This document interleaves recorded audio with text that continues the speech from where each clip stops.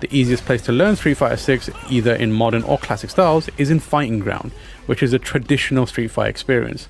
This is where you'll find familiar modes like arcade mode, online ranked and casual matches, and offline versus modes. This section's shining feature, however, is its practice area, which houses some of the best in-game tutorials the series has ever had. Practice mode has the classic freeform training mode fans expect, but it also holds full tutorials for the game's core systems, as well as character guides and combo trials for all 18 characters on the roster. These character guides are a deep dive into what makes each fighter tick, as it explains not only their special moves, but also the best situations in which to use them. Fighting Ground also lets you tinker with in-game commentators, one of the more ballyhooed features of Street Fighter 6.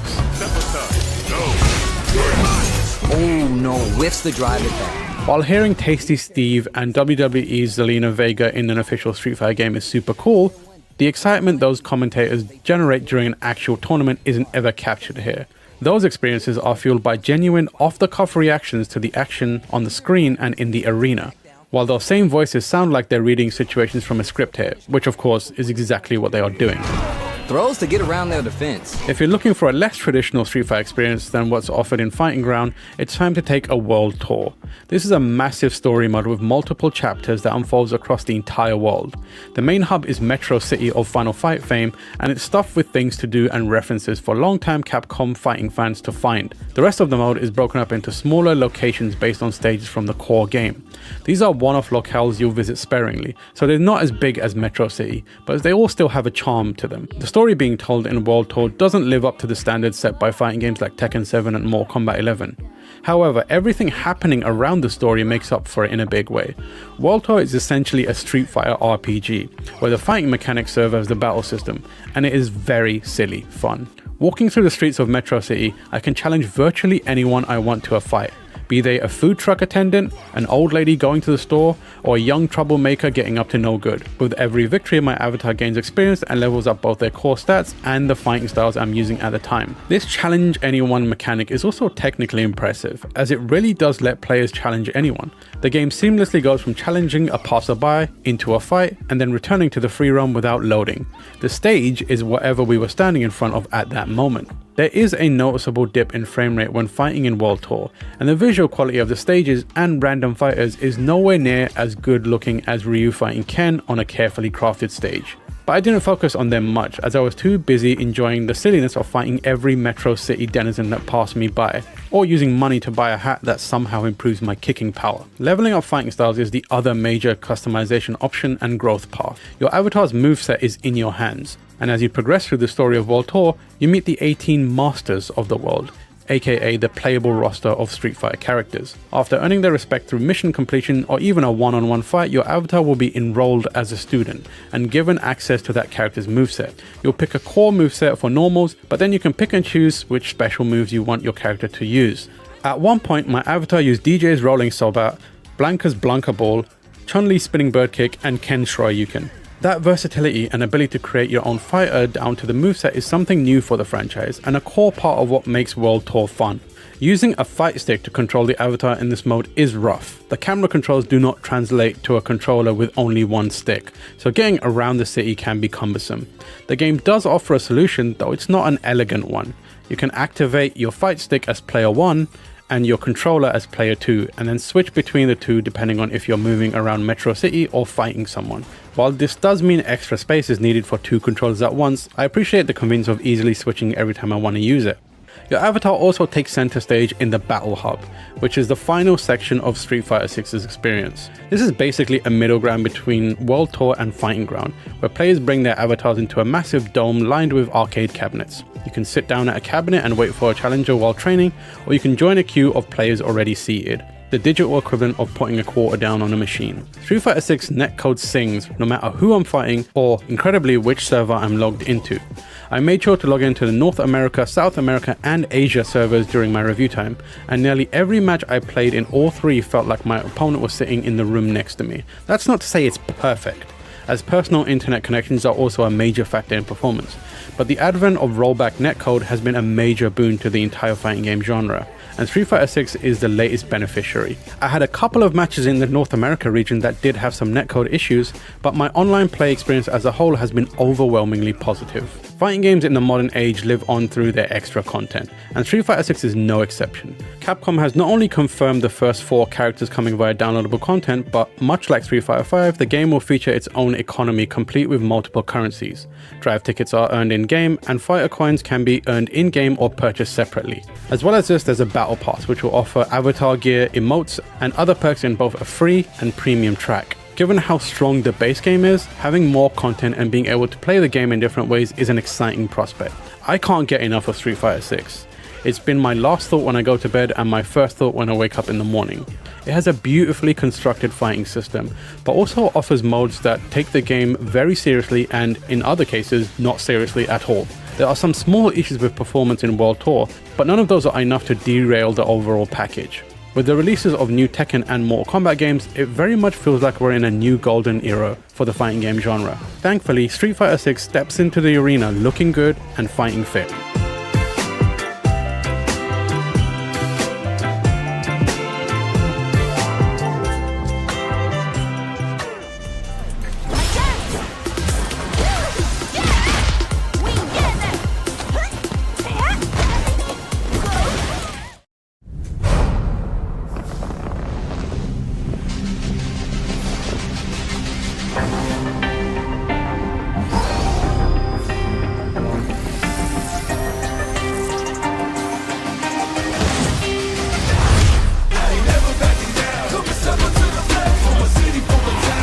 I am the Advanced Artificial Intelligence Leviathan.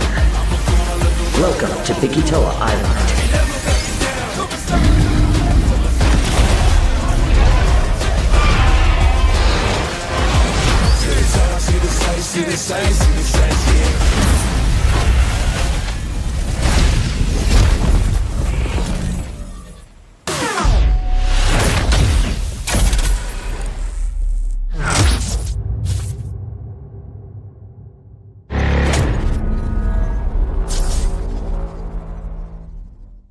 You've just hit credits on Resident Evil 4, and you're all set to put the game down and move on to something else.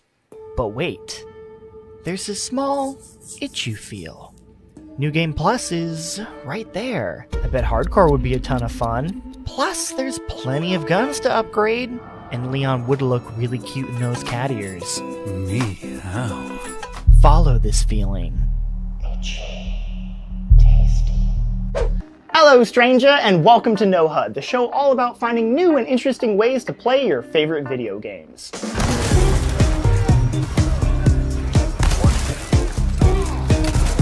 Today, we're looking at Resident Evil 4, and why it's a huge mistake to stop after your first playthrough. That's because Resident Evil 4 has so much more to offer past a first-time experience. I'm talking gameplay changes on higher difficulties, unlockables that offer fun bonuses, and a whole host of challenges to pursue. The game is a masterclass in replayability with new layers to it with each run, and peeling them back reveals one of the most highly replayable single-player experiences of all time. Over here, stranger. Even during that first playthrough, Resident Evil 4 is already priming you for your second, and maybe even a third.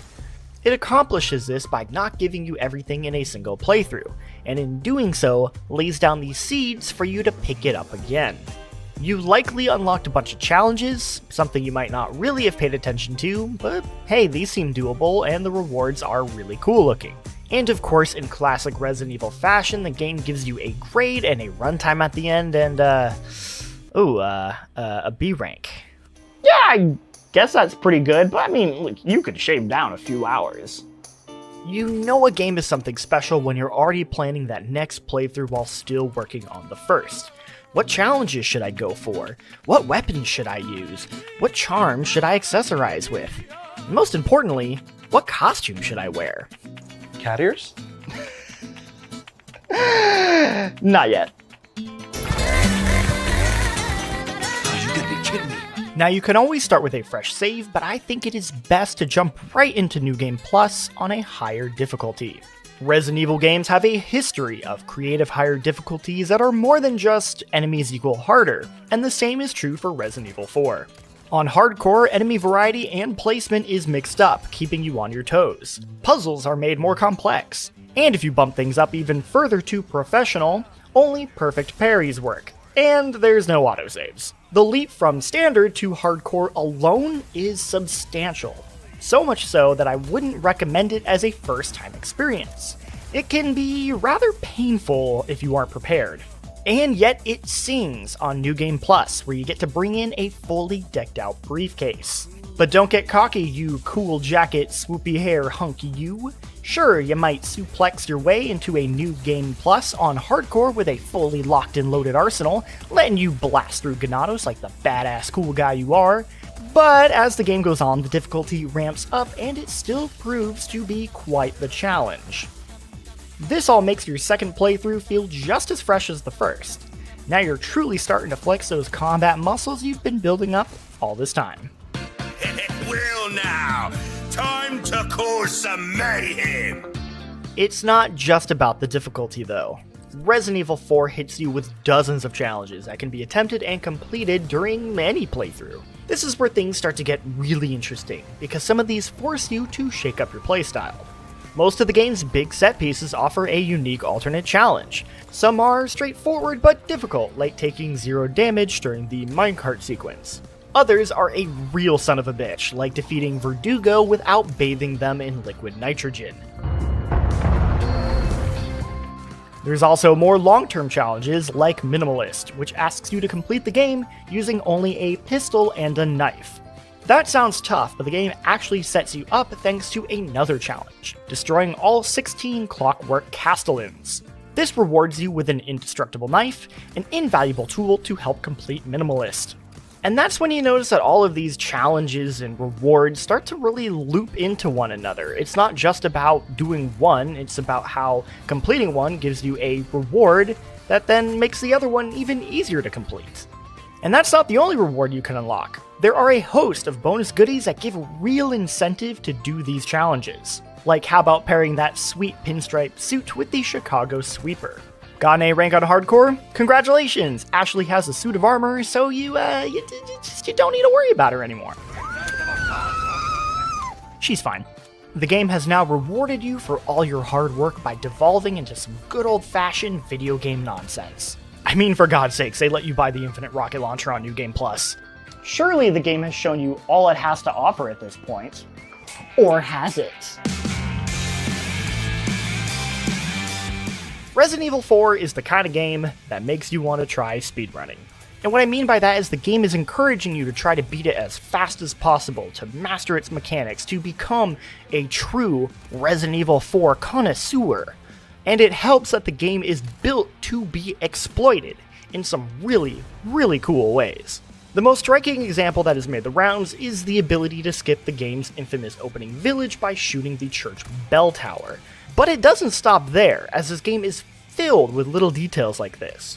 There's almost a, if you can imagine it, the devs probably thought of it type mentality here. We all know the rocket launcher is a great tool to one-shot bosses, but what about environmental obstacles? Easy. Want to skip a padlocked door? Well, just toss a well-placed grenade through the window. Same goes for this AA gun. Or this wall during the Wrecking Ball sequence. Or how about a more game-breaking cheese, like placing a bunch of mines where you know a boss will spawn in.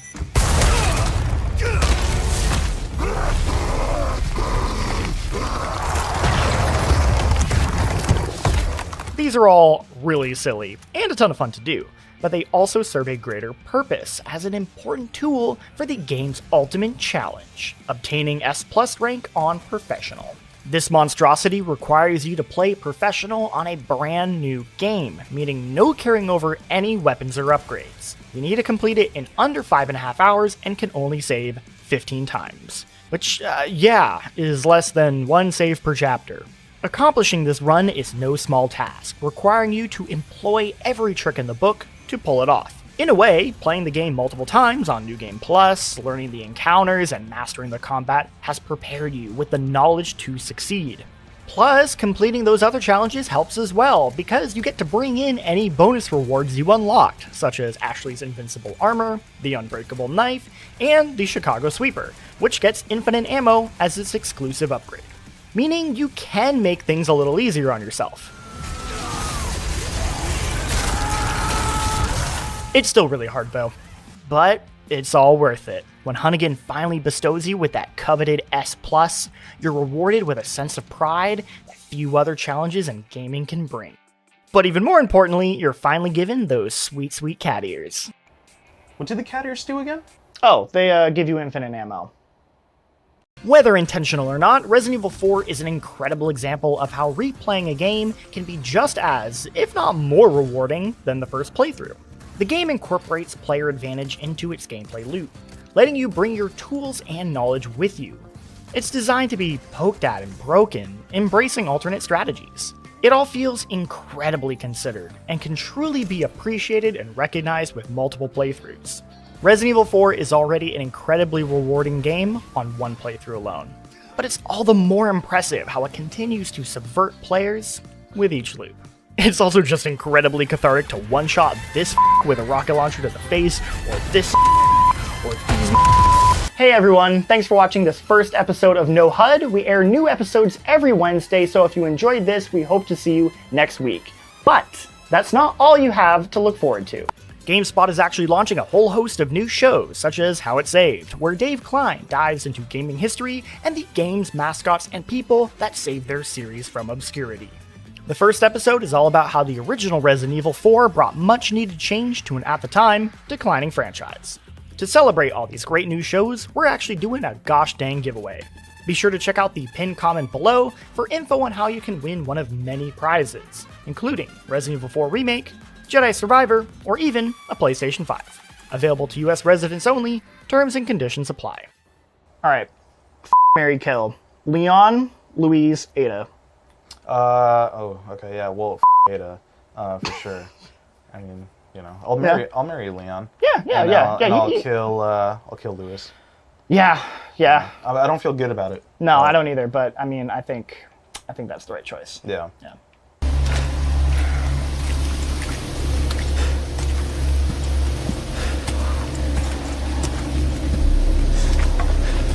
How far could he have gone?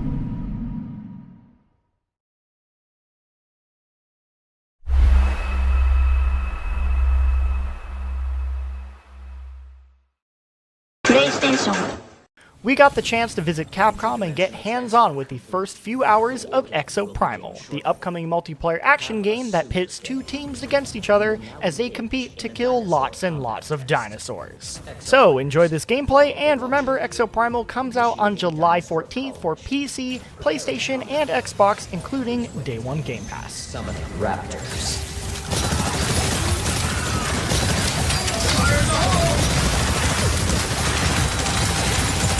Summoning raptors.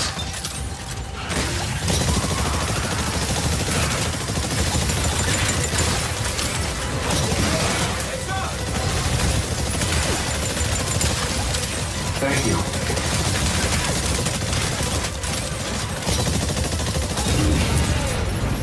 Dinosaur call complete. You are completing objectives faster than the enemy team. Proceed to next mission. Initiating dinosaur cull mission. Preparing combat area. Please wait. Summoning raptors.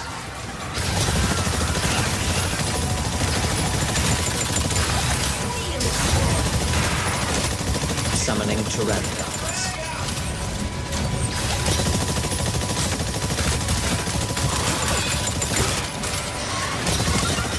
Summoning raptors.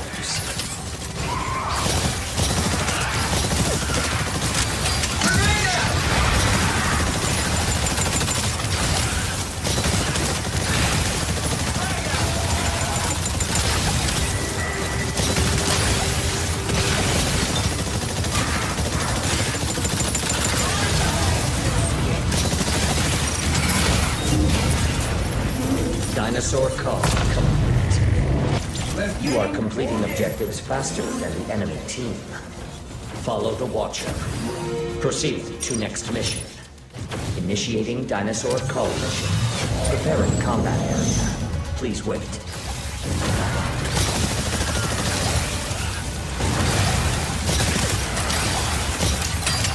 Summoning Pachycephalosauruses. Summoning raptors. Nice work.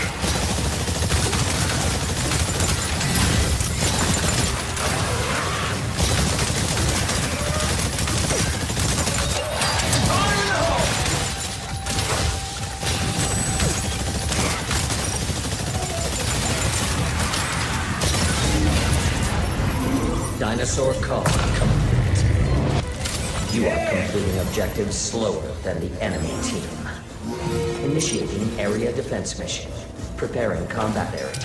Please wait. You must defend the specified area. Go to the area near the marker and begin defending it. Summoning raptors.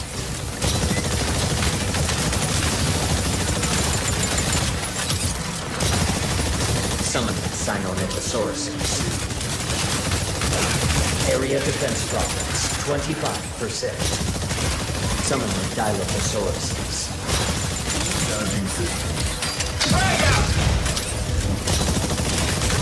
Summoning Sinornithosauruses.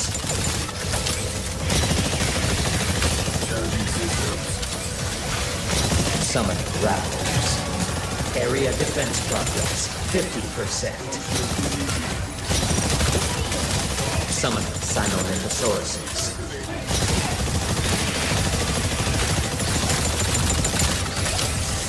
Summoning Pachycephalosauruses.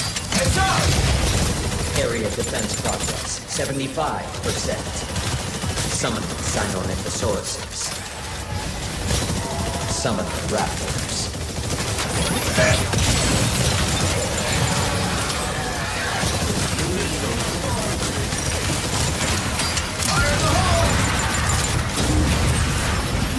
Area defense complete. You are completing objectives slower than the enemy team. Follow the Watcher. Proceed to next mission.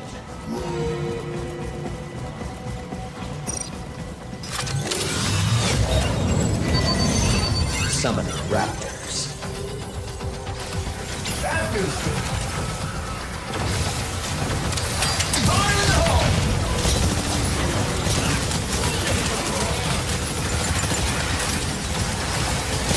Summoning Dilophosaurus. Area defense progress, 25%. Summoning Pachycephalosauruses.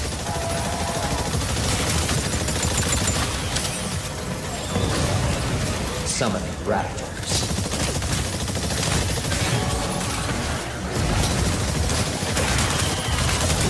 Area defense progress, 50%.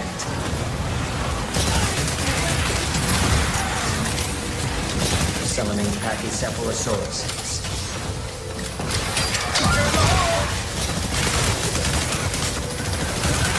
Summoning Aconatoris. Area defense progress, 75%. Summoning raptors.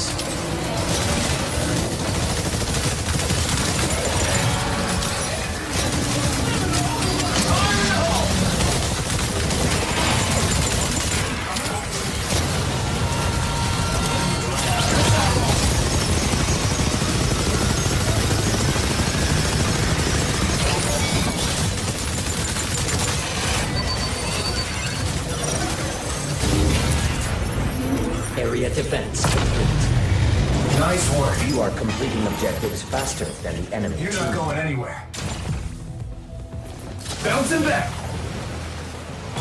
Warning. You will now commence the final mission. Brace yourselves for interdimensional travel. Prepare for combat.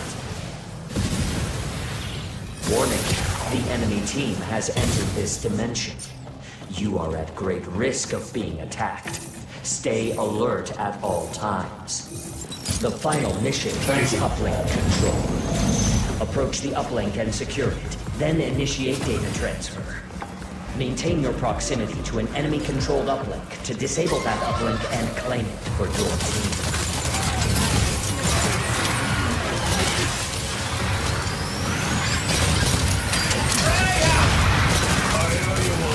Uplink A secured. Uplink A is taking damage. Defend it. Uplink C has been lost. Keep that up.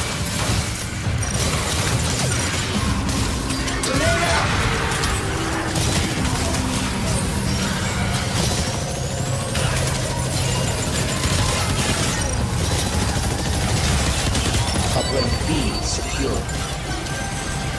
Uplink B is taking damage. Defend it. All dinosaurs will be removed. I needed that. Summoning dinosaurs to all uplinks in 30 seconds. Uplink A is taking damage. Defend it.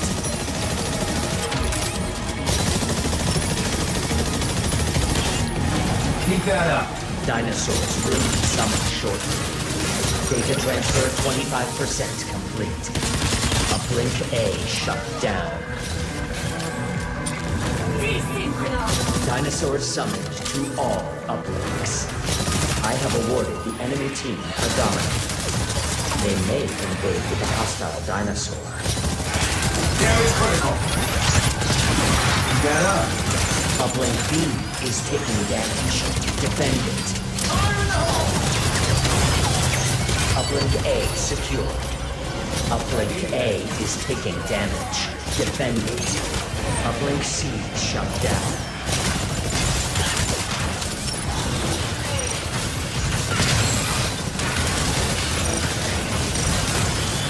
Need repairs. Nice All work. dinosaurs will be removed.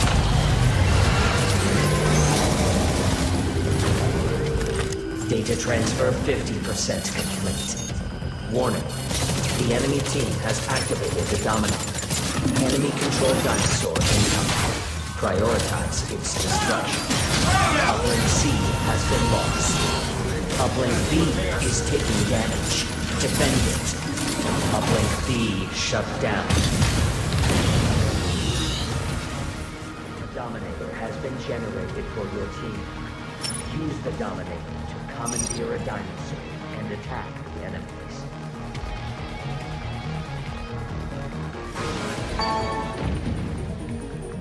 Uplink B has been lost. Summon dinosaurs to all Returning to uplinks battle. in 30 seconds.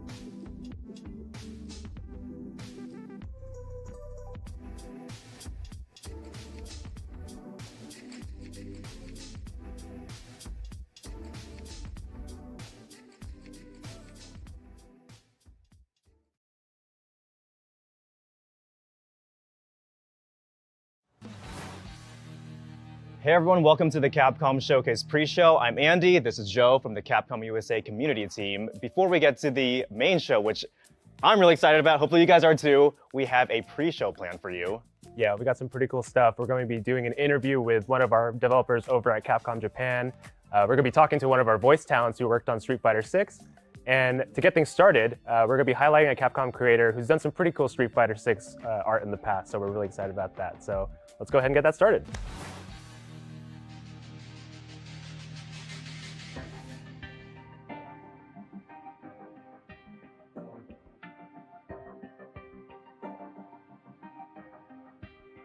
Yeah, every day I do this, never feel loose. And when I get up in the game, y'all be improved. A real problem, but I solve them all facts proof. And if you think I'm gon' fold, then you talking fool. Yeah, y'all wanna win, let me spin, boy. I done society, I'm super fly like I'm hanging off the rim, boy. I've been winning for my kinfolk, and I put on for my city from the intro. Let's go. I put that time in. My pride is out the roof, I get that grind in. So I'ma tell the truth, I get my grind on. You know the pressure make all of these diamonds. I tell them get back, step back, fast track, big lap, big facts. I'm past that, yeah. I'm trying to get ahead, get out the way. Now move forward, stand back, now break away. I'm about to bring it on. I ain't never backing down. Took a step into the flag, for my city, for my town. I do whatever it takes. I'ma go and get this ground. Oh, I'ma go and look around.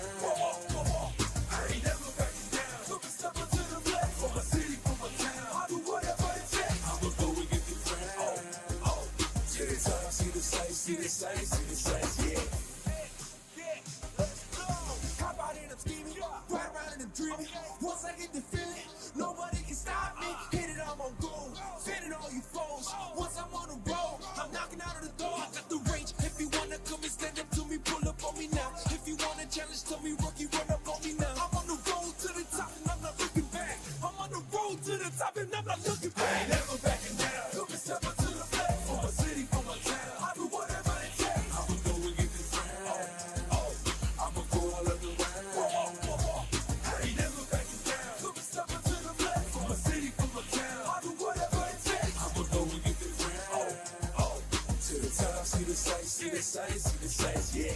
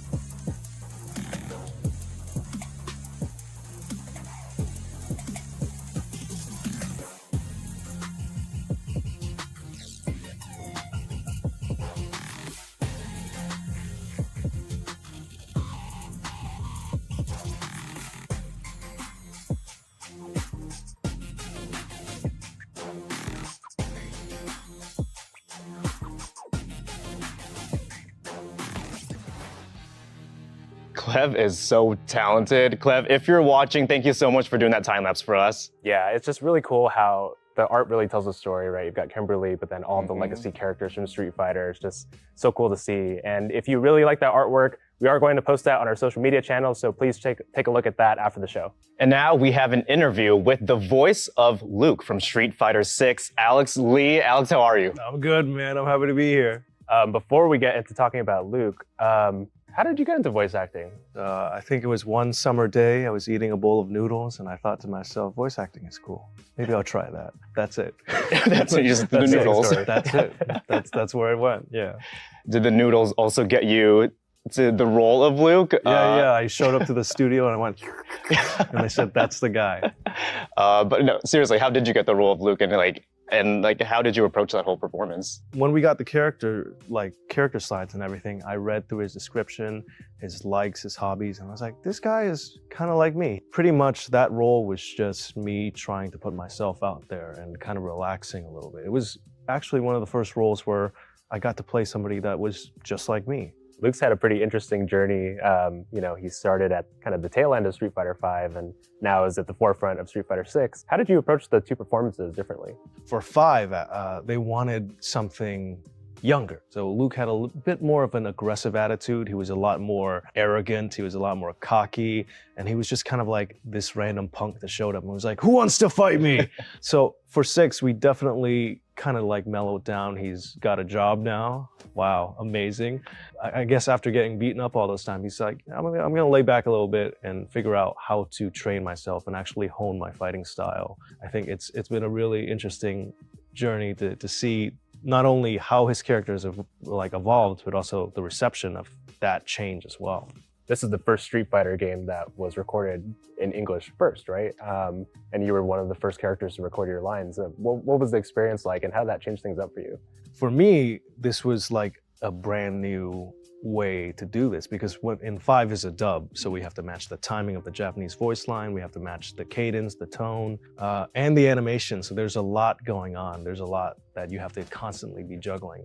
But for 6, it was a lot more loose, it was more flow. And for the first time, we got that sweet mouth tech where you can say anything and the characters would, automatically lip sync.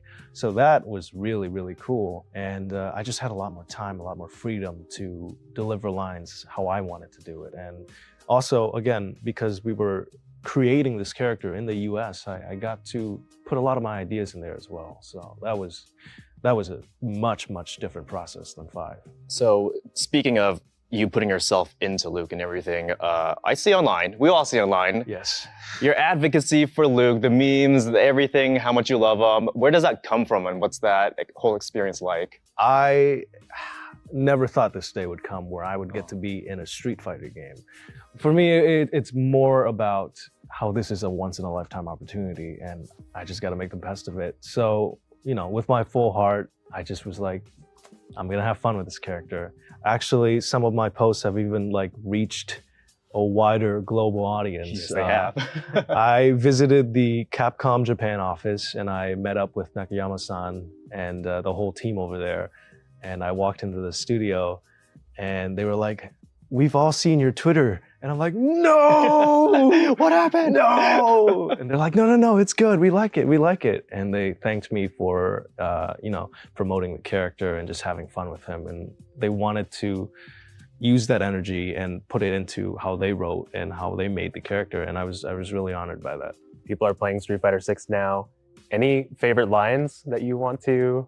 Ooh. Oh, let's hear them. Yeah, we got a lot of good ones. We got the Sandblast, but we also got the, gotta say, you're pretty photogenic. That's the one everyone wants to hear. Yeah. That's a good That's one. the meme one. The Hadouken. There we go. That one was fun. There's one where he whiffs his ultimate and he goes, whoa, wait. Oh, yeah. So those are all great lines I remember recording, because all the funniest lines, we got them in one take. And then they were like, that's it, ship it. I'm like, you sure? And they're like, nope, that was good. And I'm like, I messed up. And they're like, you're supposed to mess up. It's Luke, right? He's supposed to mess up. He's kind of corny like that. It's true. Anything you want to say to the community? Thank you for your support over the last year. It's been amazing. I've had such a blast with this character, interacting with the community, seeing all the memes online, seeing all the fan art. It's been so much fun. And also, thank you for kicking my butt online. That's awesome too. I love that part. That's so cool. Thanks, guys. No, seriously though, thank you so much. For everyone else at home, please stick around. We have an interview with localization director Andrew Alfonso that we pre-recorded, and that's coming up right now. We're going to take you a little bit behind the scenes today, and we've got a special guest to do that for us. We're with Andrew Alfonso, coming to us all the way from Osaka, Japan. He works over at Capcom Japan. So Andrew, would you like to introduce yourself? Yeah, sure. Hey guys. I'm localization director at Capcom Japan. I've been at Capcom for 17 years now. It's been quite a while. My first game that I worked on was Mega Man Star Force for the DS. After that, I worked on a bunch of Ace Attorney games, Ace Attorney 3, 4, 5, and Investigations. After that, I worked on the Monster Hunter series for about 10 years. And now I'm back on the Street Fighter series. And yeah, the latest game that I worked on was Street Fighter 6, which was just released. Just an amazing tenure over at Capcom. But is there one in particular, a project that you've worked on that's really near and dear to your heart? I would say the number one is usually Monster Hunter 4 Ultimate. That was kind of the first game that I really got to work with the dev team very closely, especially the directors Fujioka-san and Tokuda-san. Probably number two is definitely Street Fighter 6, because just working with Nakayama-san and Matsumoto-san has just been an absolute pleasure. Their kind of philosophy on how game development should work has always been very appealing. So I was really happy to have this opportunity to work with them on Street Fighter 6. Love working with them, and they've been amazing. But before we get into like Street Fighter 6, can you tell us a little bit more about localization, the different responsibilities, and what it's all about? Obviously we do, translation in text, in terms of text and whatnot. But we also handle a lot of the voice direction for our games. On top of that, we also get involved a lot in the motion capture for the games. We also do a lot of stuff just to help the dev teams out in terms of diversity and culturalization and stuff like that. I do remember that Nakayama-san mentioned in an interview last time where he was talking about Kimberly in Street Fighter 6, and he had a lot of consultants working with him to get the design just right. He also talked to Capcom employees, and that's actually the localization team. He came to us and asked us for our feedback on not only Kimberly, but also, Lily and also DJ, to make sure that those characters are, in a good spot for fans. And, their designs are not only cool, but also, something that is going to be appealing to a worldwide audience. Yeah, tell us, how you're involved in the game, how you kind of got started on the project. I know it's probably been a really long road for you. So just tell us about kind of your experience in the development. Yeah, sure. It's been a very long time. It's been about 3 years, at least for me. I got started off because Nakayama-san asked me if I could help them out with with their prototyping. He wanted to, get me in early because he knows that I was a big fighting game fan. I know a lot of things that we should try to improve for not only just Street Fighter fans, but also for a newer audience that they're trying to, get with Street Fighter 6. He brought me on mainly for that, but also because they were going to be working on this new commentary system that was going to be a first for the series. So they asked me to come on early just to, get that sorted out so that we could have something, very natural for, the English-speaking audience that are going to use this commentary system. So we're definitely going to hit on the real-time commentary feature later. But before that, what were some of your goals as a localization director for Street Fighter 6, and what do you hope fans come away with in terms of the story, characters, or just anything? One of the goals that I told the director, Nakayama-san, this game has a huge legacy, long legacy. We need to give it the localization that it actually deserves. We need to make sure that this, people come away with the better understanding of all the characters, and the characters that they already love, they fall in love with them all over again. The other goal that I had was, because I knew that we were going to be working on World Tour mode, we had stuff like the modern controls to appeal to new users. We're trying to aim for a lot of new players to come in, and we had to make this as beginner friendly as possible. We're not going to be throwing a lot of FGC community terms in there. We're going to try to explain things in a very natural but easy to understand way. And also, like a lot of the attack names are still in Japanese, and Karen's Super Art and Street Fighter V is just completely in Romaji. They just translated from Japanese to English without actually translating it. So no one actually ever said the name of her, attack. And I said, this is not something that you want. You want something that people can kind of attach to. They get attached to the name. And, especially with this new commentary system, we want people to kind of call out these attack names so that people get, this certain affinity for it and they start to like get attached to it. And that's kind of like the two basic goals, two high level goals that I had for this localization. Tell us a little bit more about the real-time commentary feature. Nagamas, and when he approached me about this, I'll admit that I was very, very against the idea, to be honest with you, because I just heard this and I just thought, we can't do it. And it's not because I thought the idea was bad. I just kind of like thought about it for about a couple of seconds, and I thought about the scope of this. I play a lot of sports games, so I know like how they do the commentary in those games, and they always, spouse about, we recorded like 50,000 lines. For Monster Hunter, we only recorded 5,000 lines. So going, making that huge jump in like line count is just, a huge mountain to scale. So I was kind of taken aback. But, I kind of settled down, and we did go with, the first person we did go with was Vicious. He's just, as a person, he's just super reliable. He's, he has a good attitude about everything. He's very good on the microphone. He's always looking to improve. I kind of made him like, okay, he's all these things because he's kind of like the Ryu of like commentators. And then, if we're going to have a Ryu as a commentator, we need a counterpart. And, there's no better counterpart to Vicious than Tasty Steve because they work together on Street Fighter League. They actually work very well together, but they also have their just completely contrasting styles too. Vicious is very much, he sounds very professional, even, when things get very excited in a match. But Tasty does not do that. He just goes nuts, right? And that's one of the things that I really wanted for these two choices. Yeah, definitely a lot involved in that whole process, especially with the commentary system being a completely new thing for a Street Fighter game. Speaking of new things in Street Fighter 6, I do want to ask you about the World Tour mode and what it's like just helping craft a story mode for a Street Fighter game, and also a story mode where you can create your own character. What was that like? What was the experience like? Is there anything that was really challenging or memorable about the whole experience? I mean, I think just the main challenging thing was just the scope of the whole mode is just gigantic. It's like a whole other game unto itself. Like in terms of just like how much we had to translate and record, this is actually bigger than a typical Monster Hunter game by a good margin. So it was very big in scope.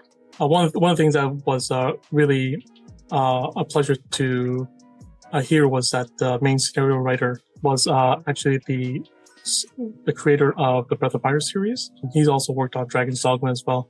So we kind of had this confidence that, okay, this story is going to be good. It's going to be solid. We're going to have this good solid base to work on. I think the one challenge was having to characterize so many new characters, returning characters. And so you don't really know how they're supposed to, talk, in terms of like a fully fleshed out character. So we kind of had to conceptualize that like on a basic level to make sure that we're getting something that's, different from all the other characters, but also really interesting at the same time.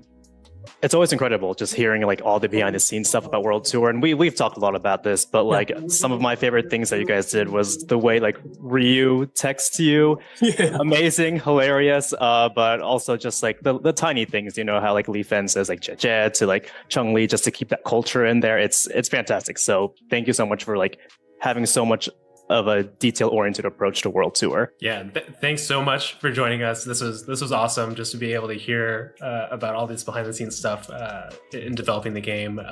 Any closing comments for the Street Fighter and the Capcom fans out there that are getting ready for the showcase happening? Yeah, I mean, Street Fighter 6 is out there. It's been released. We're still working on the game as always. I do want to hear, if anyone has any opinions about how the writing is and how the voices are. I've always been keeping track of that. And again, Andrew, thanks for joining us. And to everybody for watching. All right, that's going to do it for our pre-show. Thanks to everybody for joining us, and thanks to our guests, Alex, Andrew, and Clev, for joining us for all these segments. It was really great to talk to everybody and show off your content. We do want to mention there is going to be a post-show, so please stick around for that after the main show, but we're getting close. Andy, any parting words that you want to say? Yeah, if you guys have been paying attention, we've been wearing these Capcom hoodies. If you guys want one yourself, go to the Capcom Amazon store. So with that, we'll see you guys later.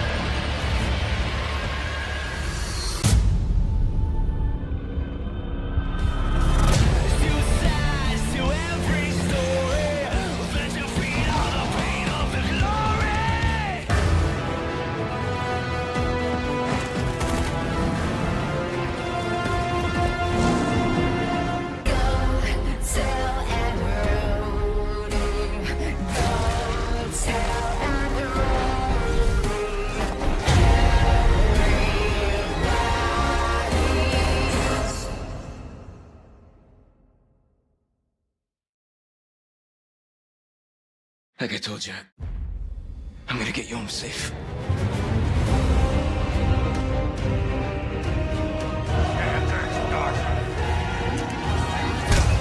Okay, it's game time.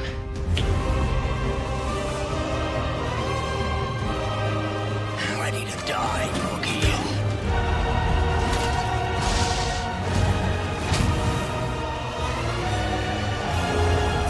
Exalt all, Leon, and let it be so.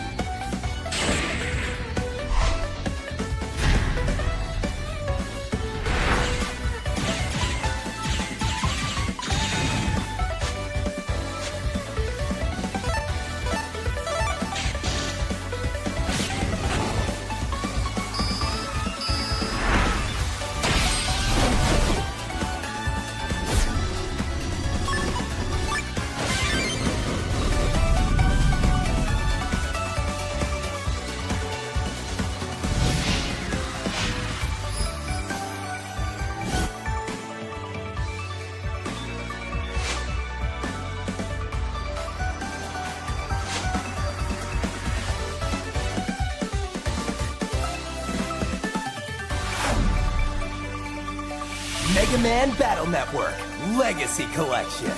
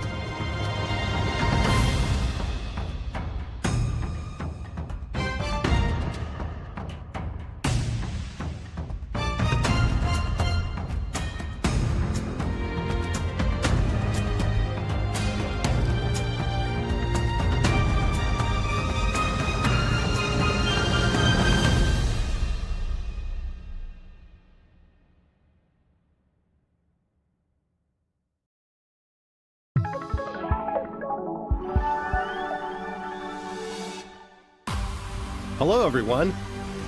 Welcome to the Capcom Showcase. Before we get started, we'd like to share that June 11th, 2023 marked Capcom's 40th anniversary. A big thanks to everyone for playing our games. It's thanks to our amazing fans that we can celebrate such a milestone. We look forward to creating many more games in the years to come, and we hope that you'll continue to enjoy them. Now it's time to show off our latest titles at the Capcom Showcase. Stay tuned until the end so you don't miss anything. Let's take a look at this video.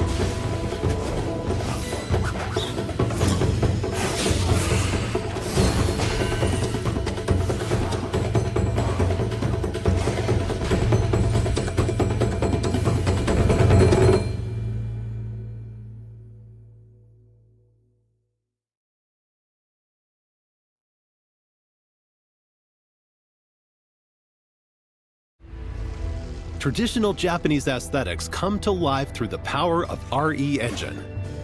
Experience a unique blend of strategy and action in this epic tale. A beautiful yet unsettling world of mystery awaits in Kunitsugami, Path of the Goddess.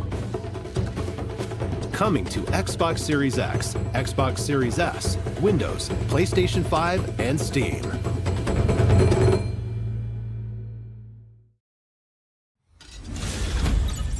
Mega Man X Dive Offline is coming to Steam, iOS, and Android.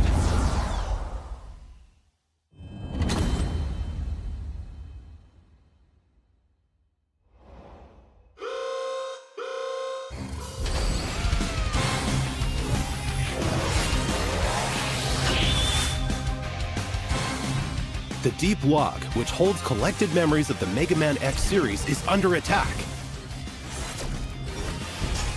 Dive into cyberspace using Hunter programs to recover data before it's too late.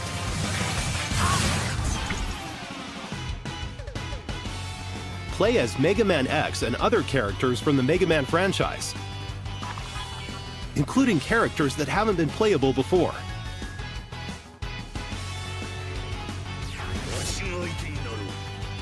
Level up your favorite characters and equipment to create a powerful hunter. Power up your weapons and more to customize your character however you want. Mega Man X Dive Offline.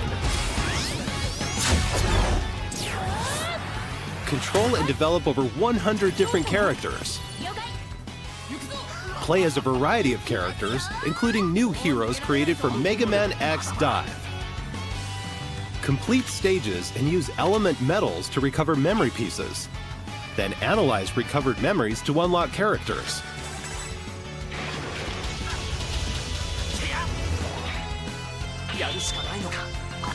There are more than 900 stages to play.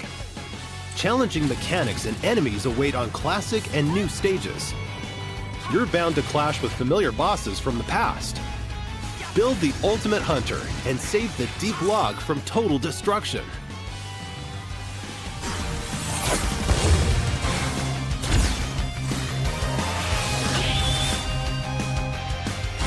Mega Man X Dive Offline launches in 2023.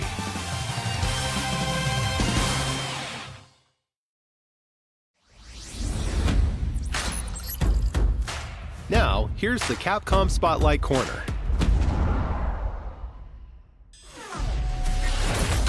A new era of fighting games is upon us.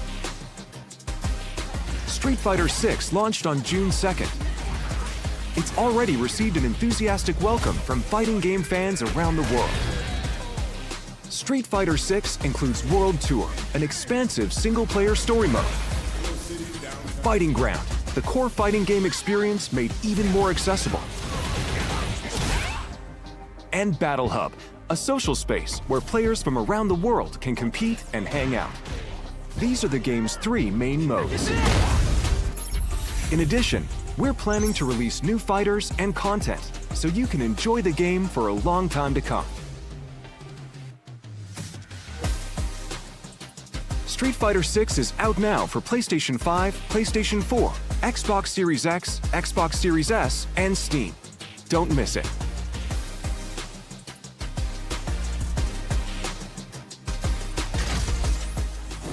We also have an announcement for Capcom Pro Tour 2023. This year's Capcom Pro Tour will feature Street Fighter VI, the newest entry in the series. Players from around the world will compete in regional matches and battle to be this year's champion. To celebrate the launch of Street Fighter VI, this year we have our largest prize pool ever. The total prize pool for Capcom Pro Tour is over $2 million, with $1 million going to first place. Capcom Pro Tour 2023 will feature 3 types of tournaments: online premieres, offline premieres, and World Warrior. The winners of each tournament will advance to the World Finals at Capcom Cup 10. Stay tuned to see which player will crush the competition and take home this year's championship. Next, we have news about Street Fighter League Pro JP 2023. In Street Fighter League, the world's top players form teams of 4 and compete in official Capcom Team League matches. We have the largest number of teams ever. The opening match will be held on July 7th and will be streamed live on the Capcom Fighters JP channel on YouTube and Twitch. Don't forget about the Street Fighter League World Championship 2023. The US and European leagues will determine the teams that will go on to compete in the World Championship.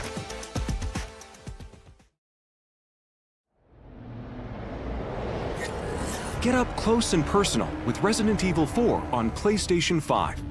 The game's main story will be playable in VR with PlayStation VR 2. Thanks to the power of PlayStation VR 2, you'll be able to experience an even more immersive version of the game. Take aim as you fight to survive. RE4's cutting-edge knife action is a core part of the game, and the PlayStation VR 2 Sense controller makes parrying even more intuitive. Experience extreme survival horror firsthand. Resident Evil 4 VR mode is a free DLC exclusive to PlayStation VR 2.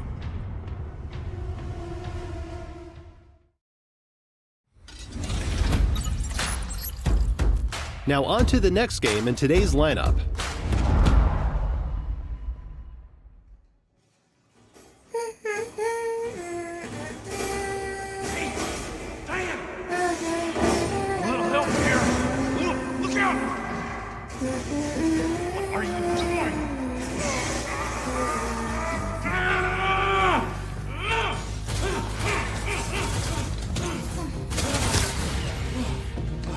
Up you go!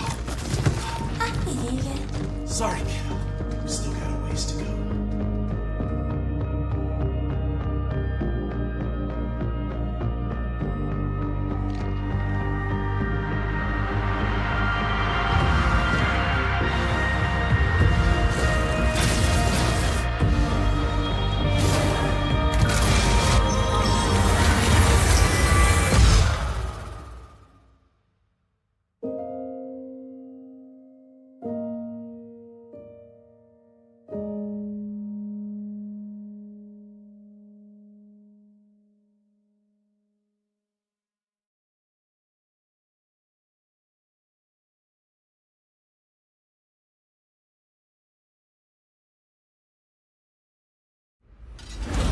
It's almost time for Ghost Trick. Here's the latest on the game.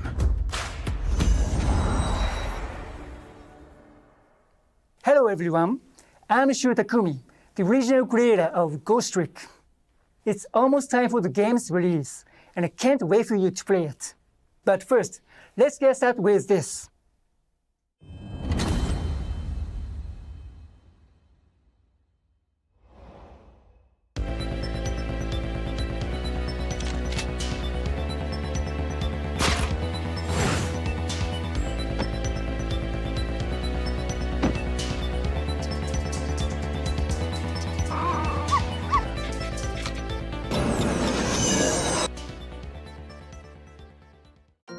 The demo for Ghost Trick is available now for download. The story stars a lonely spirit named Cecil. In the course of solving his own murder, he will meet and change the lives of all sorts of people in all sorts of situations.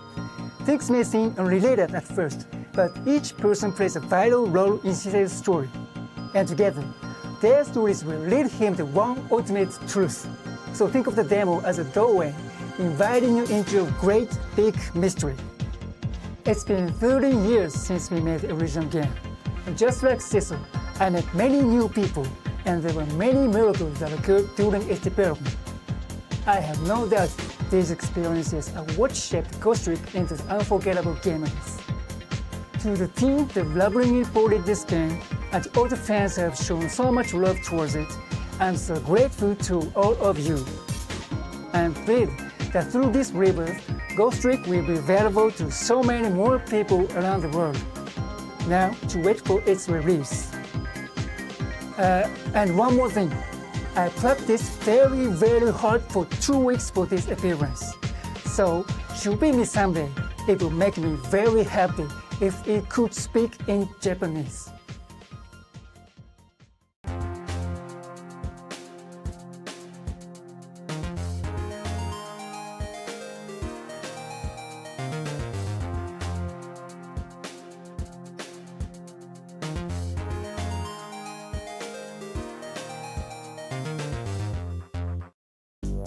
From the creator of the Ace Attorney series, Shu Takumi, this classic mystery game is being reborn. One night, a man named Sissel loses both his memory and his life. Using the powers of the dead, he tries to solve the mystery of his own death. The only clue he has is a red-headed detective. A night of mystery begins anew. A rookie detective, brimming with a sense of justice. She too is being targeted, and Sissel witnesses her death. Who was I?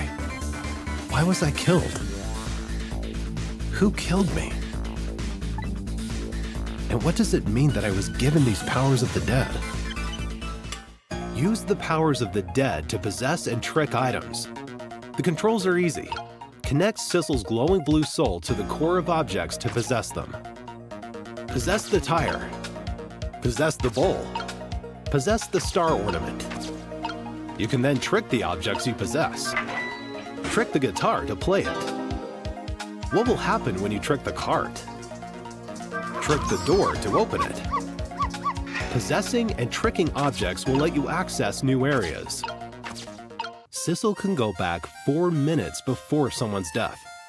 What happened before her murder? Those clues are hidden in the past. Follow past events in real time. The limit, however, is 4 minutes. Help people avoid near-death predicaments and change their fates. Sissel will face death in many forms. Changing their fates will change the story. And that story must be linked in some way to the mystery of Sissel's death. Ghost Trick, launching on June 30th, 2023. Demo version available now. Don't miss the pre-order bonuses. See the official website for details.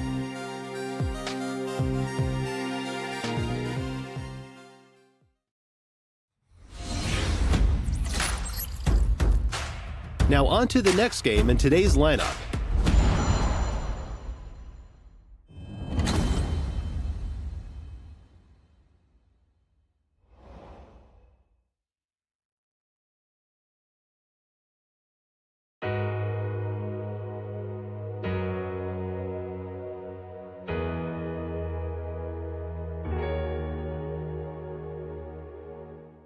Objection!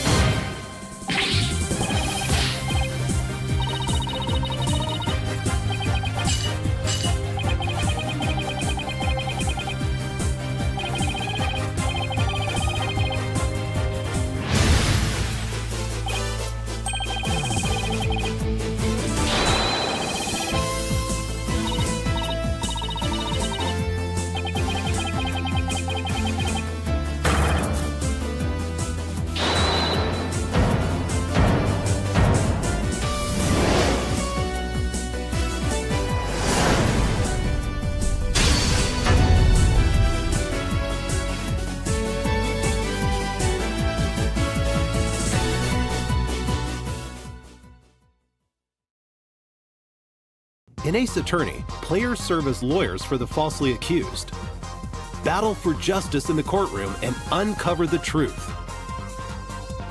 Now, the 4th, 5th, and 6th mainline Ace Attorney games are being brought together to share the story of Apollo Justice and his allies in the dark age of the law.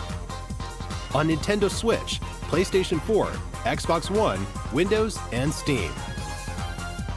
The colorful characters and courtroom drama of each game have been relitigated in beautiful full HD. Available in 7 languages: Japanese, English, French, German, Korean, and traditional and simplified Chinese. We've also added voice recordings for the new languages.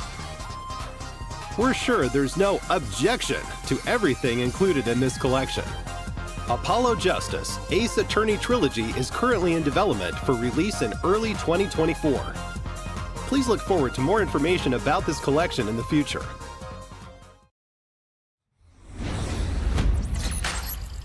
Next, we have some Capcom news to share.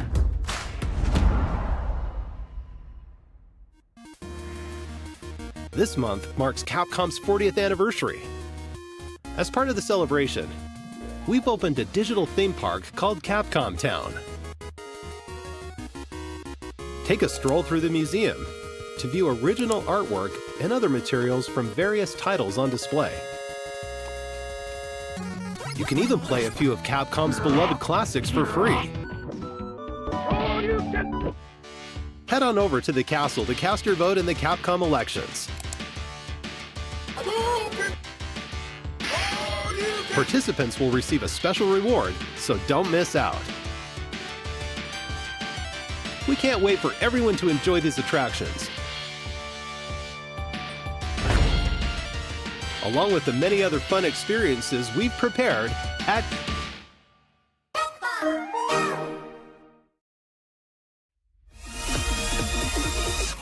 A Capcom ID account is required to play Resident Evil RE-Verse, our new upcoming title Exoprimal, and to use the online features of Street Fighter 6. You can also use this account with other Capcom services and campaigns, such as a survey about today's Capcom showcase. We'll release more titles and services compatible with Capcom ID soon. Register now for Capcom ID.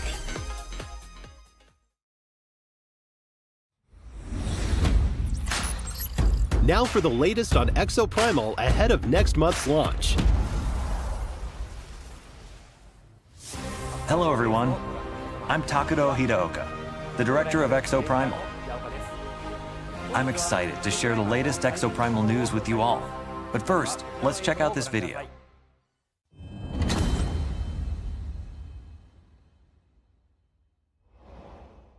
Hello? Thought I heard activity on this frequency. Hello? My name is Garrett Sides.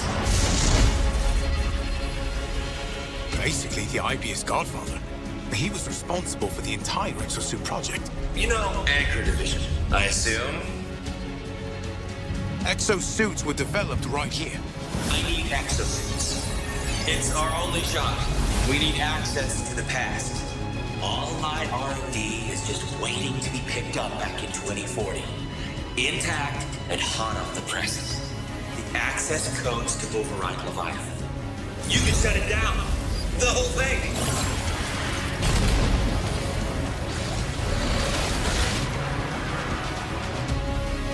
Heisel. The fuel of the future. All this time, Heisel is a side effect of time travel? Did they just juice it out of dead dinosaurs? At least we know why dinosaurs bleed blood. Lozol. Unrefined Lozol in the blood. A Neosaur. I mean, look at this. It's a walking glob of stuff.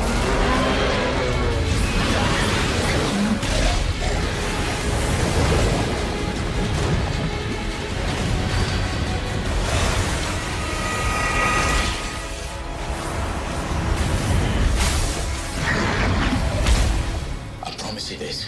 We'll find a way out of here. All Anchor project files have serial numbers. Look for anything starting with 181. That's the project code for Leviathan's core. Okay, Doc. Oh, gentlemen, I didn't get your names. Golos, the Hammerheads. Well done. You fought desperately and survived. The perfect exosuit development project is nearing fruition. Activating Massacre Module, summoning Neo T-Rex Swarm. This is all helping to make a better exosuit. Good hunting, Ace.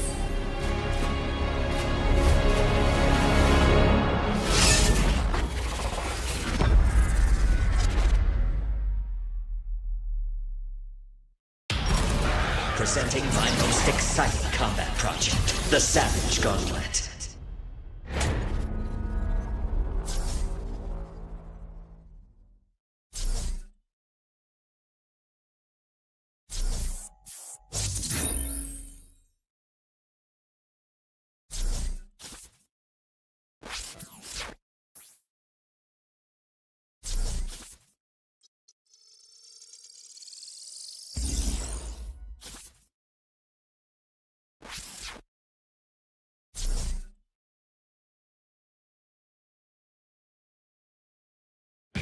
What did you think? That was a lot of new info. Before we dive in, I'd like to give a huge thanks to all the players who participated in the open beta test back in March. We were extremely pleased to have so many participants. Plus, you gave us a lot of invaluable feedback. We can't thank you enough. While only portions of the Dino Survival content were made available for the open beta test, today we'll be introducing more content included in the full game. Let's take a look at what you can expect when Exoprimal launches on July 14th. Let's start with the story. Ace, the game's protagonist, is transported to the year 2040 and forced to participate in a never-ending series of war games. The story unfolds as you play through Dino Survival, the game's main mode. Gathering intel to update the analysis map unravels the mysteries surrounding parallel worlds and the AI entity known as Leviathan. At times, players will also engage in special boss battles as part of the main story. Dino Survival mode will also change as the story progresses. You'll unlock new missions with a variety of objectives, including 10-player co-op, a multitude of dinosaurs to fight, and more maps. The game will also feature an assortment of unlockables and challenges. Modules can be used to enhance exosuits and modify active skills. These modules can be obtained by fulfilling certain conditions while you play the game. You can also personalize your appearance with a variety of cosmetics, such as exosuit skins, weapon skins, decals, and emotes. The game also features a special 5-player mission that changes weekly. Compete with squads from around the world for the fastest completion times, or by earning awards through achievements, like most damage blocked with a tank suit in battle. There are many ways to enjoy the game, even after completing the main story. We took your feedback into consideration as well. In the full version of Exoprimal, we plan to implement a mode where victory is determined by completing missions as quickly as possible, instead of direct combat with other players. We hope you look forward to that. Now, let's go over all the new info we just saw in the video. Who was that new face at the beginning?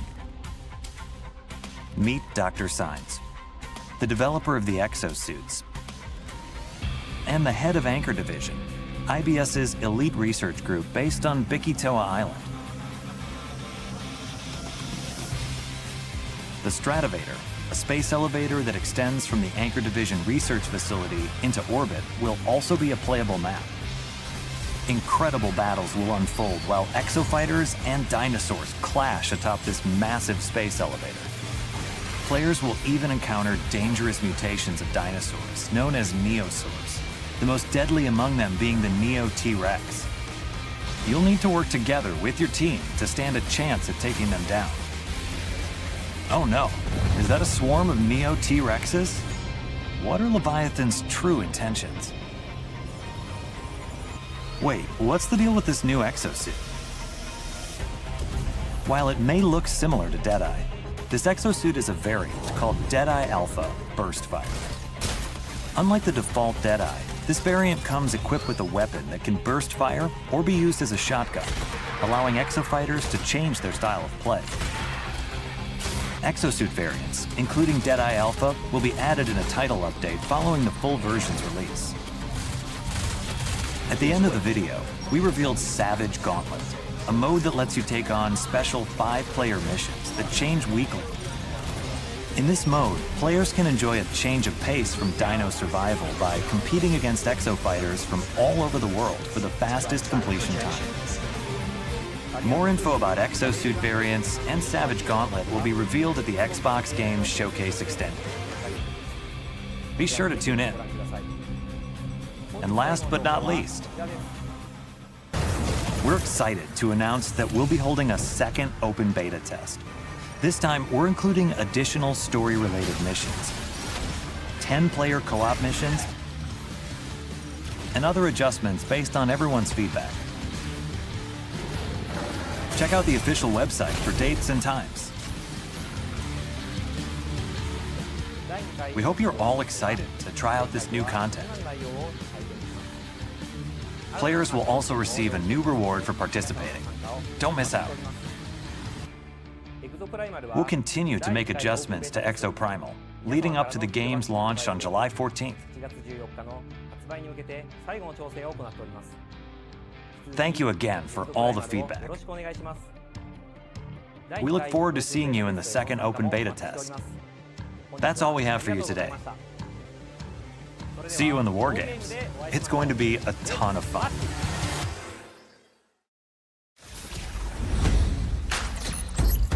Next up is the last title we'll be showing off today.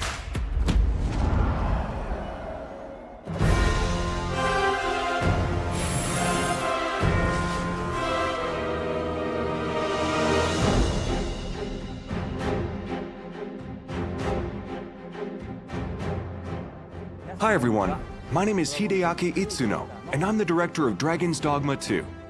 It's been over a year since we celebrated 10 years of Dragon's Dogma, and I can finally give you some more information about the new game. First, let's take a look at the trailer we revealed the other day.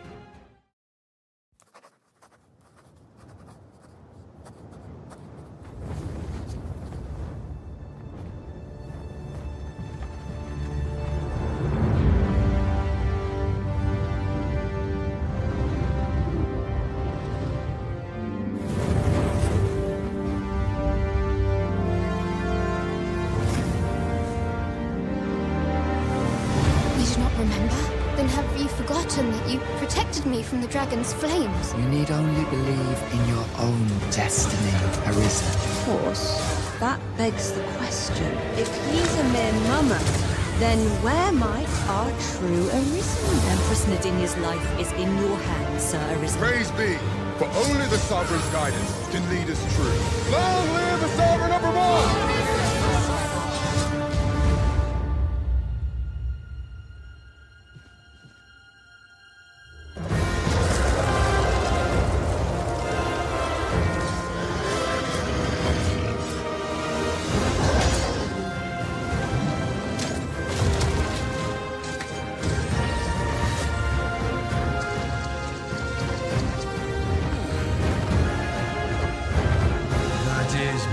Unfortunate, but it doth not release thee from thy fate.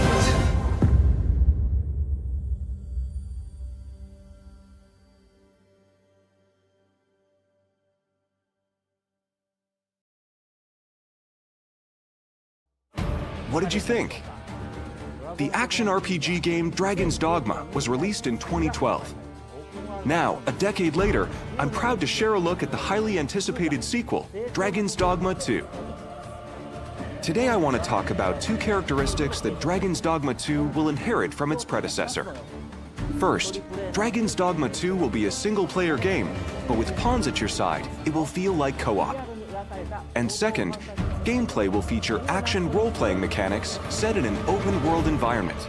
In the Dragon's Dogma series, you embark on your adventures with pawns, otherworldly beings controlled by AI. Alongside the player-controlled Arisen, you can embark on your journey with a main pawn that can be customized to your liking, as well as up to 2 additional support pawns you can borrow from other players, to form a party of up to 4 characters.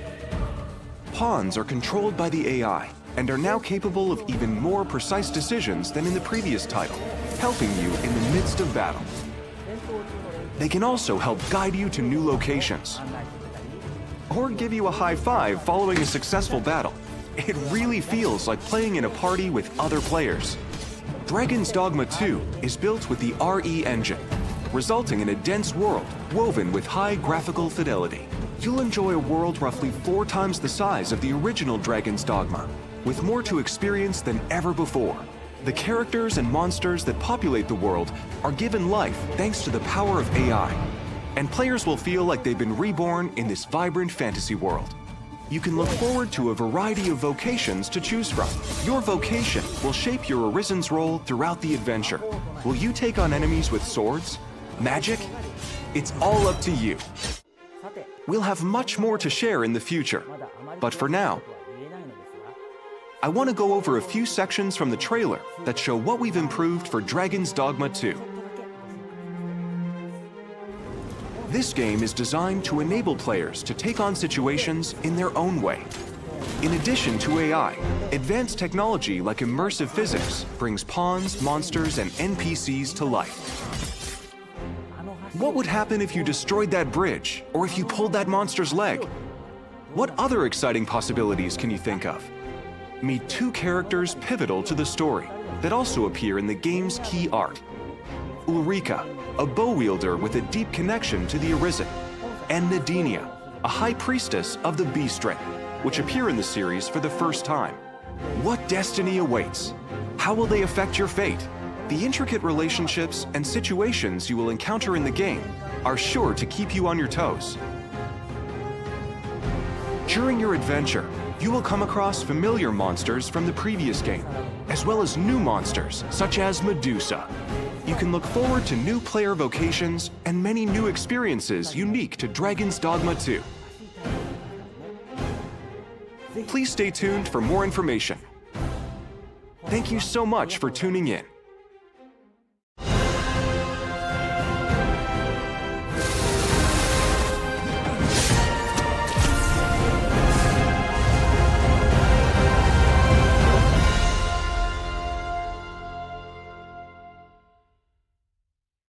Dragon's Dogma 2 will be available on PlayStation 5, Xbox Series X, Xbox Series S, and Steam.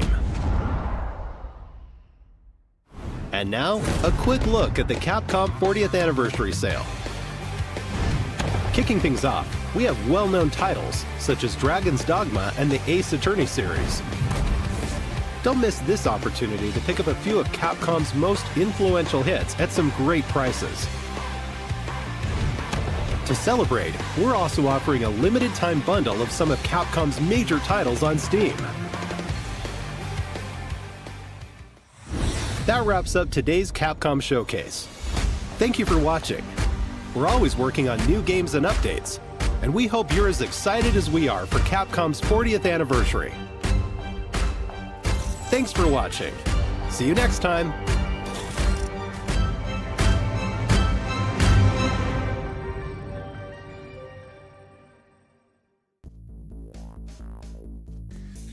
Hey everyone, welcome to the Capcom Showcase post-show. I'm Andy, I'm on the community team at Capcom, and with me today we have Joe, also from the community team, and we have Nico. Nico, do you want to introduce yourself? Hey there, I'm Nico B. I'm a Capcom creator, as well as a creator over on YouTube and Twitch, and I'm really happy to be here, guys. Thanks for having me. Thanks for joining us. Yeah, so we just got done with the Capcom Showcase. What was everyone's favorite part in the chat? Let us know. I think mine has to be Exoprimal. I love changing the rigs. I love just seeing which rig goes into like which situation and everything. And I'm a big dinosaur fan. So how about you, Joe? Yeah, it's shaping up well. So much good stuff in there. Dragon's Dogma 2 for me. It's been very near dear to my heart. Super excited for it. But yeah, lots of good stuff. How about you, Nico? Oh, absolutely. It has to be Ace Attorney. I'm so thrilled to see Apollo coming back. He's my boy. Absolutely thrilled to see that collection coming back. And yeah, that sort of leads us actually into what we're going to be checking out here is actually done by the same creator of Ace Attorney, and that is Ghost Trick, Phantom Detective. For those of you who don't know, Ghost Trick is coming out on June 30th on PS4, Xbox, Steam, and Switch. It's a puzzle game. A lot of cool puzzles. It's very narrative heavy, and you're basically, Sissel, the main character, is trying to find out what happened to him. Why am I dead is what he basically asks himself. And you got to figure out through different scenarios. It's really cool, and we're actually going to do something for you right now. Joe, what are we going to do? Yeah, so in the showcase, we just announced that the demo for this game is live on all the platforms that Andy mentioned. So we're going to take you through that demo. There are 2 chapters in this demo. really from the start of the game, you can get familiar with the characters, the game mechanics, just get a general sense of the vibe of it. And that brings us to what we're doing today, is walking us through it. And we couldn't ask for a better person to join us, and that's Nico. So. Oh, heck yeah. Hopefully I can still remember how to do this. So let's get into it. All right, let's check it out. We should set the stage for what we're seeing, right? Obviously, we're seeing a Pomeranian right there in the center who unfortunately is not moving at all. Very tragic. We've got a strange person that's wandering around this apartment. Just overall, just a really mysterious situation. And this is how all the scenarios kind of start, pretty much. The one before this, if you do play the demo, Chapter 1 stars Lynn, and you're trying to save her, and now you're in this situation where you're trying to figure out, first, what's going on? Like, what's the scene? What's happening right now? And then you have to go into the puzzles and to figure out why I'm not going to say his name, but why the dog there is on his back. Yeah, Nico, who are we playing as in this scenario? So this we're playing as Sissel. And by this point, he's already gotten at least a decent grasp on his ghost trick abilities. And he's already averted one fate. And while we're here, we're going to go over here and check on our little friend down here.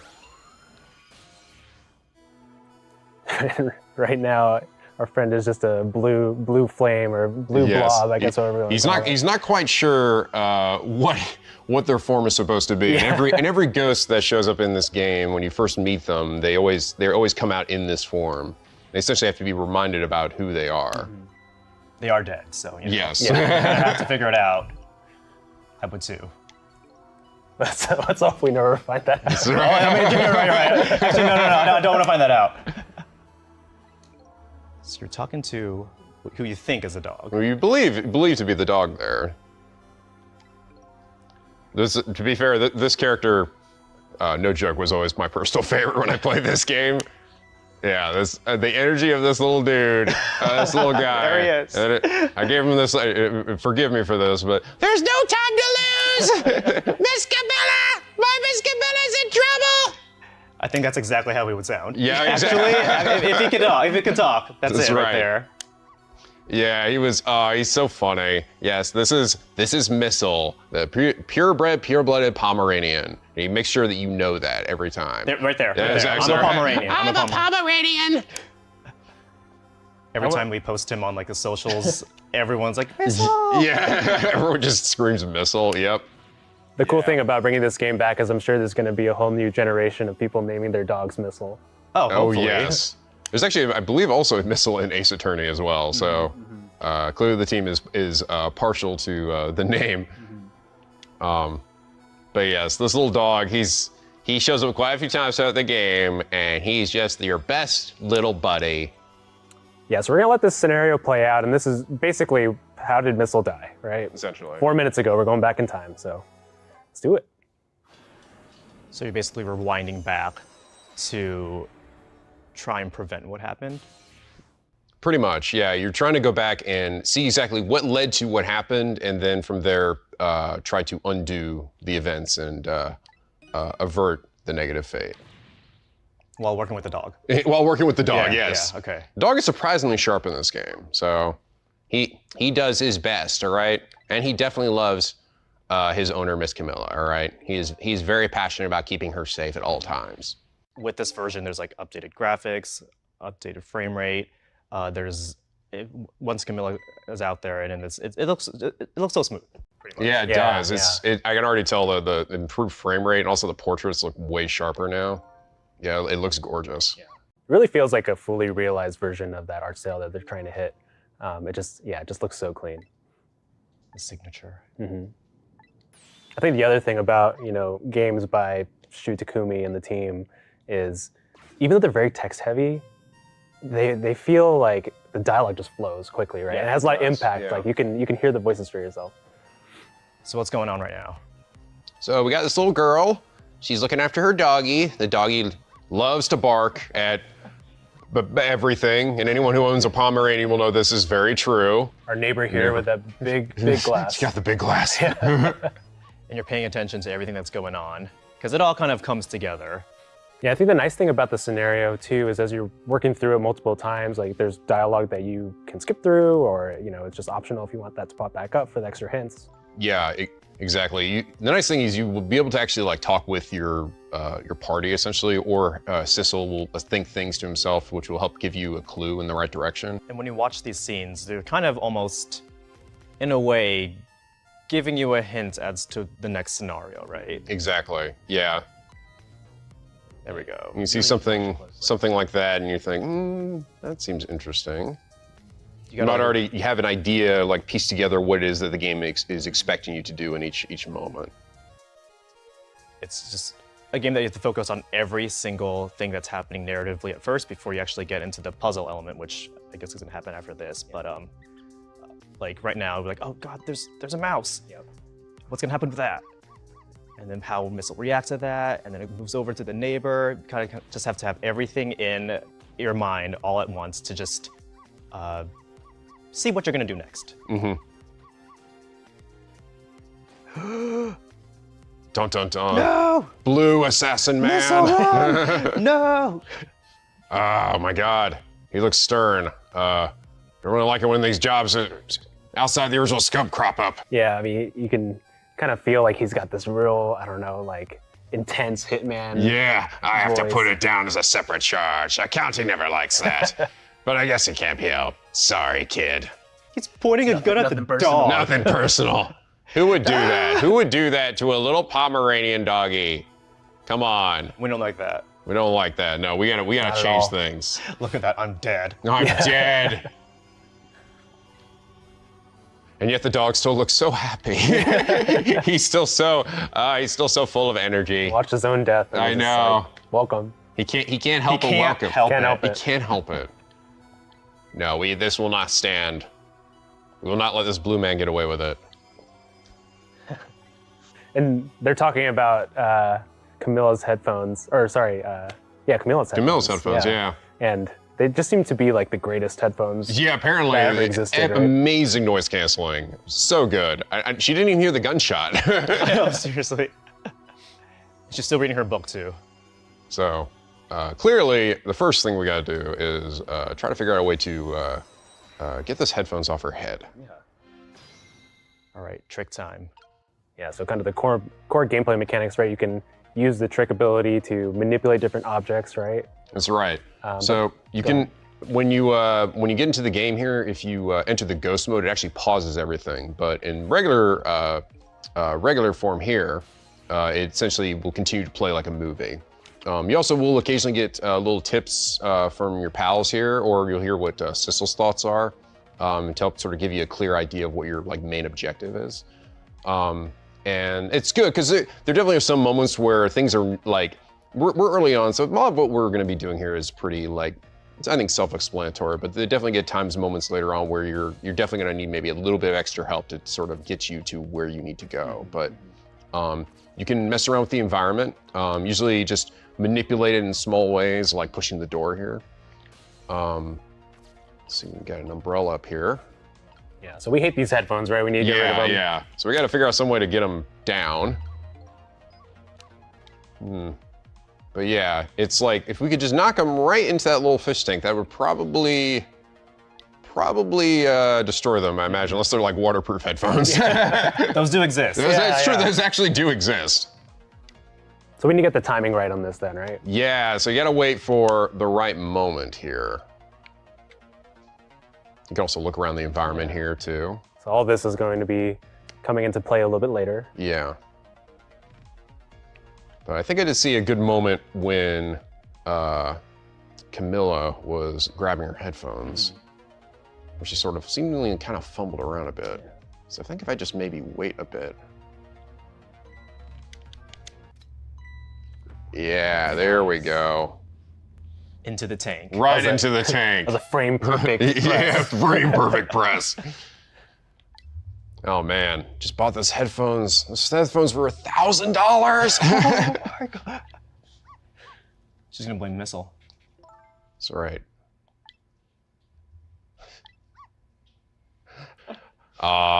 Ever the faithful little buddy. But at the very least, we bought ourselves some time, right? At least she'll hear the guy come in. I mean, granted, that's not really gonna solve, you know, her getting kidnapped. Still a little bit more work to do. Yeah. So we're definitely gonna have a little bit more. Currently, we don't have really a lot of room to move, but so we got. Oh, there we go. And that should roll the donuts over. We actually have a thing we can mess with here. Yeah. So the donuts are going to be really important, right? I mean, yeah. The cart and its placement is really important, and looks like she's kind of picking through that insanely big stack of donuts. Hopefully she doesn't notice that it moves there. And oh, okay, it's just.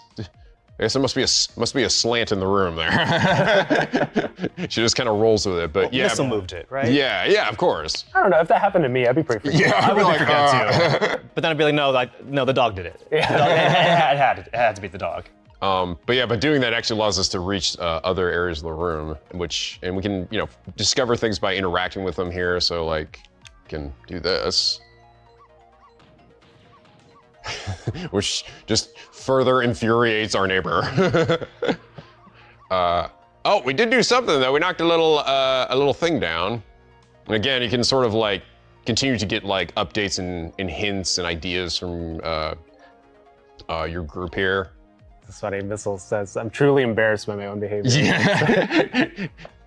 Yeah, but he's graduated from beyond the balls to barking at people and sounds instead, all right? Yeah.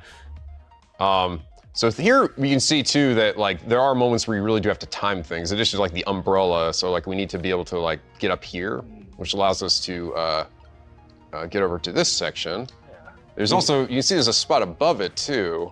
Yeah, it looks like you can manipulate that. Yeah, and that speeds it up a bit. Camilla does not seem to care much about it. As all this possession happens around her. She's studious. She's reading her book, you know. She's like, I don't want to deal with anything. My house is possessed. You know, I don't know if it was the headphones' fault. Yeah, actually, I think it's the book. Yeah. Something's going on with that book. We can drop this. There's a little music box up there. I can't seem to actually manipulate it anyway, but it's there. It's there for some purpose. We can hop back down here again. I think if we slow down, we can actually hop back down to some of these objects too.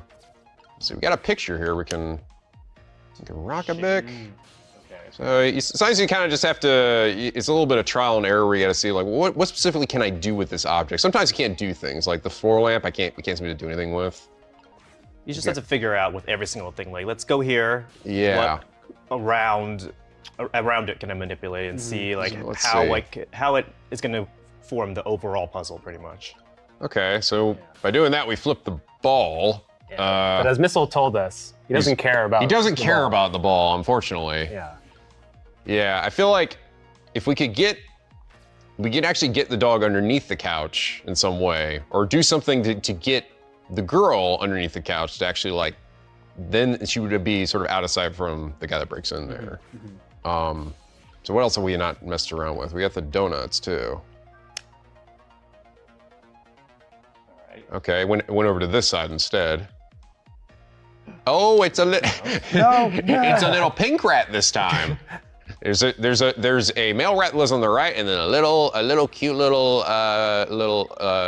pink rat that lives on the opposite side. So we see Missile just going ballistic. Yeah, Missile is over there, and he's barking at it. Doesn't like that rat either. Oh God, I'm about to flick this little rat around.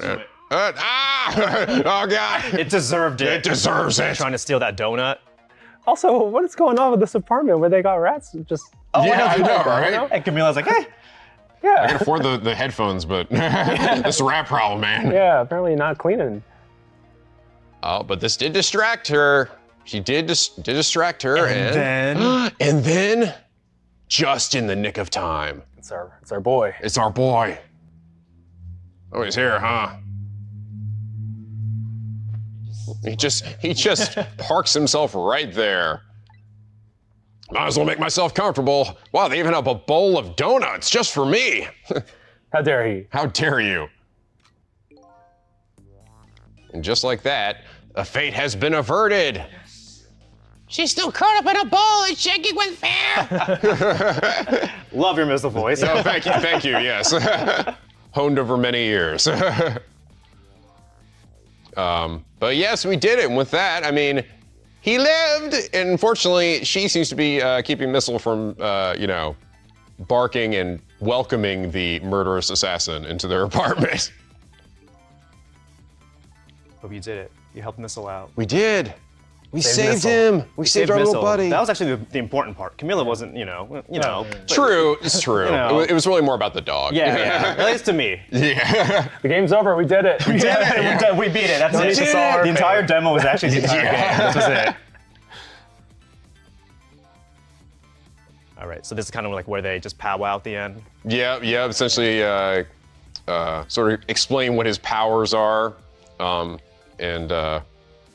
because there are specific like uses for it, where you can use it and how you can change and affect the world around you, and that's sort of what sort of pushes the game's narrative. What is your limitations? Like a lot of stuff later on, I remember, is where you really start to mess with the environment in ways that like sort of set us up almost like a Rube Goldberg like contraption that you use to avert characters' fates and essentially get the outcome that you want. Yeah. It's really clever. It's such a clever system. Really not something I've seen in any other game.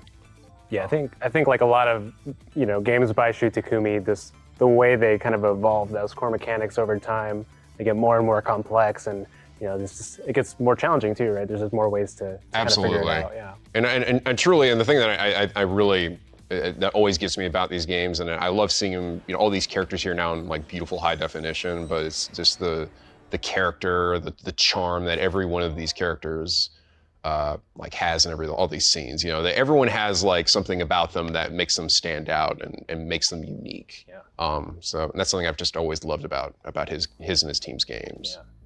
And you know, now that we've solved the mystery of Missile's death, I think we can call it there and let people kind of discover the rest for themselves. I think the entire team is just excited for everyone to check this out. You saw a little bit of the demo here. You can play the demo now, just the first 2 chapters. But it's a upgraded version of the game. There's better frame rate, improved graphics, smoother graphics. There's like newly arranged background music, which we've been listening to. But yeah, it comes out on June 30th. PS4, Xbox, PC, and Nintendo Switch. Hope you guys check it out. Just super excited for a new generation of players and you know, returning players to come back to this. They get to play on the big screen, or you can play it on your Switch, where you can take it on the go. So yeah, just gonna be really excited to see some of the reactions to people discovering it for the first time or coming back to it. So check out this game. This game, there's nothing quite like the experience that you get from this. It's such a charming story full with just such lovable characters. I can guarantee that you will come to the end really enjoying the experience that you had. So, but yeah, guys, thank you so much for having me. I was so glad to join you for this. Thanks for joining us. We really appreciate it. Yeah, before that, if you guys want to pre-order Ghost Trick now, you can get 4 different backgrounds and 2 different background music tracks. I think that's it for us, right? Yeah. All right. Well, thank you for coming. Hope you enjoyed Ghost Trick demo. Download it right now, and we will see you next time.